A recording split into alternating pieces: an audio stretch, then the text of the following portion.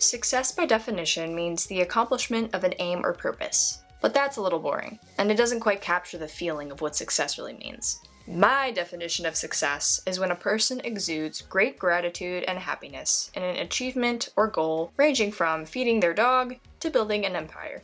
It makes me wonder about life. Why are people talented at things? What differences have people gone through to get to where they are?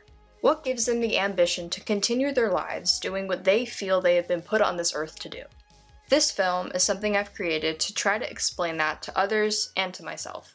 For my senior thesis, I reread The Outliers by Malcolm Gladwell. This is a non-fiction book about the major successes in society. A great chunk of this book explains that if you look at people with great amounts of success at face value, you'll look at what a person is like, but you won't think about how a person became that way. What shapes a person is their upbringing, their influences, their culture, their family, and their excellence in the subject of work that they do better than anyone else. A chapter in the book that intrigued me the most was entitled The 10,000-Hour Rule. The rule can be best explained by a quote from this book.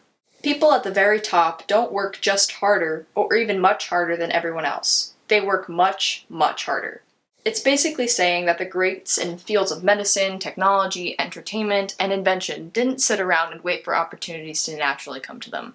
They had a natural drive, and with that came 10,000 hours of hard work and practice. 10,000 hours! 10,000 hours! 116 days. You'd have to spend years achieving that goal. So hard work is a given, but The Outliers talks about something that cannot be taught and is just achieved naturally. A prodigy is someone who excels in a field, typically at a young age. It's very difficult to explain why prodigies exist, but they are the ones who can do it better than an 18-year-old as a 7-year-old. You know, those kids that get into accelerated math programs and they end up doing calculus in their diapers. That's what I'm talking about.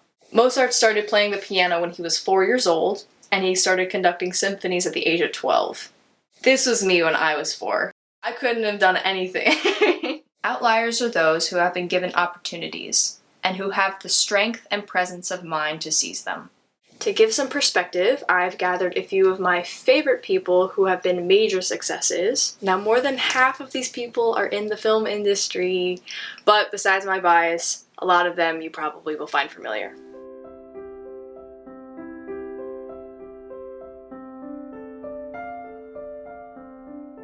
Lucille Ball. For those of you who don't know who Lucille Ball is, I am sorry, and you're missing out. You need to watch something of hers right now because she's unlike anyone that I've ever seen on TV or in film. Lucille Ball was born in Jamestown, New York in 1911. Lucille started modeling and then found her way into motion pictures. Studios put her in roles that they thought would get them ticket sales. Her needle stuck in comedy due to her knack of facial expressions on screen. She said in a Dick Cavett interview that when she was 16, she went from knowing absolutely no one in the business, struggling to eat, to work, to live, to being one of the most famous and comedic actresses that ever lived. I was so grateful to be any part of the business that I was unaware of anything else. I was a part of it. I didn't care what I did. They never had to ask me twice to do anything. She was a beautiful and talented actress and comedian who changed the face of television for the masses during the 50s and 60s with her hit shows I Love Lucy and The Lucy Show. She then had a huge career as a comedic actress, and she soared into popularity to the average American television viewers all over the country. She broke records and exceeded people's expectations on how a woman could sell comedy on screen unlike any other during the time. As I was researching Lucille Ball, I found out that she was really nothing like her characters on screen. She's not ditzy, she's witty, bold, creative, talented, and overall a real hard worker. How you like them apples? Well, Lucille Ball, along with 20 other Emmy Awards and such, received the Lifetime Achievement Award in 1987. And you go through shelf after shelf after book, and you want to say to them, drop dead! Now, the woman in this interview, along with Lucille Ball, is Carol Burnett. And I'm trying not to laugh out loud right now because Carol Burnett is also another female icon and comedian actress, and I find her hilarious. were you acquainted with the gentleman? No, he tried. in, eh? Carol Burnett was born in San Antonio, Texas in 1933. Carol is also widely famous for entertaining the world with her comedic sketches. Carol had her own show called The Carol Burnett Show in the 70s, and it was very highly regarded and very funny and successful. I recently watched Carol as a guest star on The Lucy Show, and I could not stop laughing at her. Hard-hearted Hannah.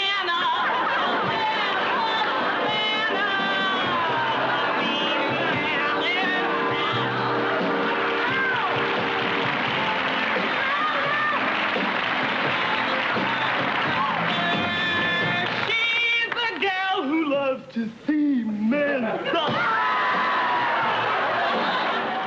She and Lucille Ball were actually friends for years. Carol actually idolized Lucy until they acquainted when Carol was on Broadway and Lucy came to see one of her shows. Carol's rare opportunity to get into show business came from Hollywood heaven, to say the least. She explains on the Dick Cavett show that she was entertaining in clubs to afford to go to school when a man and his wife saw her performing. She was surprised when this man said he wanted to help her take her career more seriously, and ended up giving her a huge chunk of money to go to performing arts school. And he said, now there are 3 stipulations. A, obviously, you must never reveal my name, because everybody in the world would be, asking for money. Yeah. It's a loan. You must pay it back in 5 years. He wanted you to be with no responsible. interest. But I want you to pay it back, to feel that you are responsible for this, and you must go to New York, as you promised. And if you do make it, if you are successful in your chosen field, you must promise to help others out in show business. And That's a true story. And to think if the world had not seen this mystery man in Carol Burnett's life, we might not be talking about a Carol Burnett right now. It reminds me of a quote that Shakespeare once wrote. Some are born great, others achieve greatness, and some have greatness thrust upon them.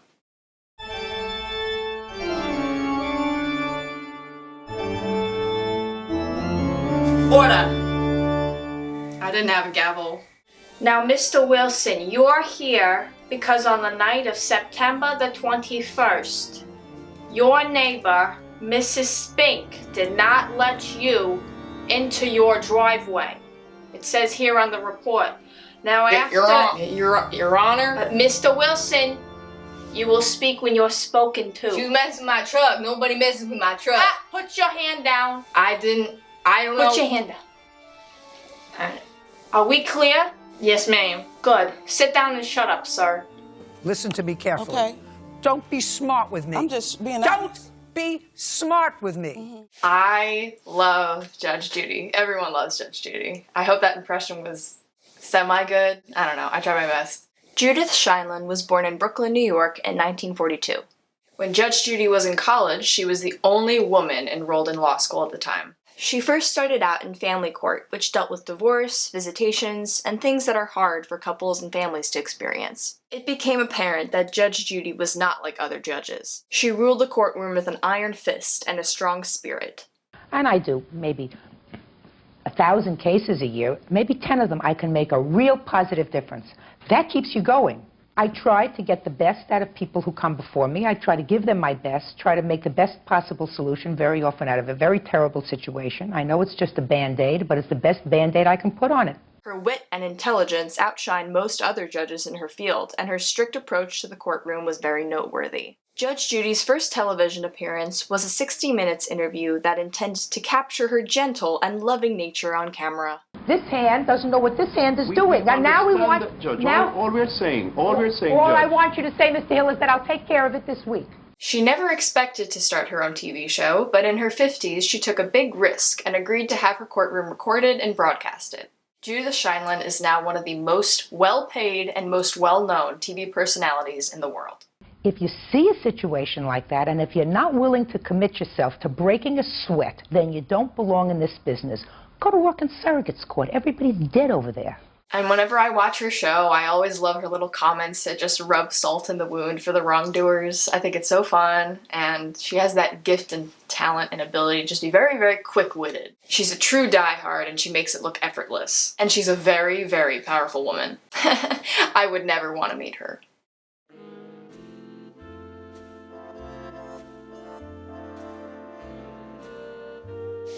Pardon me. Today I am channeling my roots and my inner Italian, because this next one is a real one.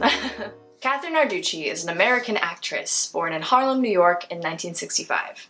I first saw Kathrine on screen in a film called Two Family House about a guy, Buddy, whose ideas don't work. Buddy, your ideas, they don't work. Now, because I'm a film buff and I love watching movies, I kept seeing her and recognizing her in more films, such as The Irishman, and finally, I really recognized her in A Bronx Tale.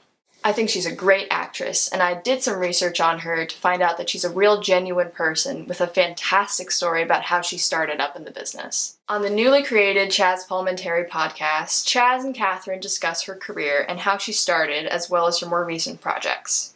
Chazz Palminteri is the writer, creator, and actor in A Bronx Tale, where the two formally met and she went to audition for the role. The story of her success starts with this film, as A Bronx Tale was Kathrine's first acting role on the big screen. She says that she always wanted to be an actress, but she never openly expressed that to a lot of people. One day she saw an open casting for a young boy in a film, and Kathrine thought it would be a good idea to bring her son. While she was there for her son's audition, she recognized a lot of other women who were there at the same time and said they looked like her and they talked like her, and she was interested in what role they were trying out for. She asked someone at the audition if she could try out, and the woman told her if she called the next day, she could audition. When I auditioned that day, I remember Bob said, well, there's a possible chance we might call you back. By the time I got home from that audition, on my answering machine, when we had answering machines, it says, we want you to come back. I went back and I went back and I went back like so many times, as you know, and then I screen tested and I got the role. Pretty amazing. Just like, Woody Allen used to say, 85% of success in life is just showing up. And you showed up. Kathrine describes herself as extremely blessed and lucky to have the opportunities that she did. And although that may be true, she has a natural talent for the screen, and Chazz Palminteri says this to her as well. I think you were Bob's choice from the very beginning. Mine too. It was just, there's nobody who's so authentic like she is. And that was it. And you got the part. She seems to enjoy what she does too much, and Kathrine explains the emotional aspect of doing something that is a passion of hers very well. You are born an actor. You are born with this quality. You are put on this earth and you are born with it. And you know that there is something inside you that you can't help, but you have to do it. Right. And you have to do it. And it's the only thing that's going to make you really happy in life. You could get a 9-to-5 job and you could make your living, you could pay your bills or have a really good job or do something really good. But if you were born to be something like an artist, a painter, a singer, an actor, there's always going to be that yearning, desire, and you show up not because you want to, because you have to. You have to. She's provided me with a real definition of what it means to love what you do, and I thank her for that. You wonder what children see. I mean, the life of the child, what they see and what they hear and what they don't discuss with you or choose not to discuss. Now, I saved the most intriguing for last. After I saw this documentary by Spike Jonze called Tell Them Anything You Want. And you write your own picture book, which is called Where the Wild Things Are, and the rest of your life has changed. I completely interpreted Where the Wild Things Are in such a different way. Maurice, or Murray, as some people call him, was the author and illustrator of the world-famous Where the Wild Things Are. He might be the most interesting person that I've researched, and his success story is nothing that I would have ever expected. Maurice Sendak was born in Brooklyn, New York in 1928. Now, Murray grew up in a very tough life. Now, in this documentary, he begins the story about how his parents told him very often that he was an unwanted child. But I was like the healthy, unlooked-for baby. I was not intended. It was an accident. And my father would say how he'd go to the drugstore and he'd buy everything on the shelf. He even bought a little ladder. And then she would slip and fall off the ladder, and if the toxic things didn't work, the fall would work. He had an older sister and an older brother who he loved and adored very much. He began illustrating with his brother, who was also an artist, and they created some of the first things he's ever made together. When he was 32, he made Where the Wild Things Are. Lots of critics didn't like it, and overall people were just telling him left and right that it wouldn't do well. And there was a big risk because as it was being done, people at the house already were shaking their heads. like they're doing with you now. Yeah. That this is not the kind of book we want to publish. The person who did say his book would be a success was his editor. She kept pushing him to keep doing it because she had faith in him. I didn't expect the author of a children's book to be such a character like Murray. I want to be famous. I want to be snooty. I want to have this big, gray, shiny car and everybody will see it. Oh, there comes Big Mo. Holy shit. Oh my God, I can't believe I'm meeting him. He has such an interesting perspective on youth and death, and it seems to be the one thing that he really talks about and thinks about more than anything else. Now, he says some experiences in his childhood stayed very prominent in his mind, and I think a big chunk of his inspiration was taken from when he was a child, and he dealt with some really interesting and weird experiences. I highly recommend that people go and watch this documentary about this man because he had a talent like none other. It seems I never can satisfy some need in me to achieve something of incredible height. One thing about Murray, I have his work all over my room. People are complex. The pathways of these people are extraordinarily different, and they all manage to find themselves well-known and major participants in society. They've all changed the world. I hope everyone can point out those in their own lives, personal or famous, who inspire them towards their goals. There's nothing that complements success more than an inspirational figure to make you think that you can be just like them someday. The interesting thing about it is that there's really no guidebook to success. You can't just check all the boxes and say, okay, I did it, I'm a success now. There are patterns in other people's success stories that you can follow. There's also a bit extra that comes down to you. I don't know what to call it, let's just call it the stuff. The superior talent and understanding of your fantastic fate. I tried. It's the spark, if you will. Something that makes a person unique in their experiences and their impact. Finally, to conclude this film, I'm going to share with you some success tips I've learned during my project. Take opportunities. When opportunities are presented to you, they may just lead you to a path you wouldn't expect would benefit you.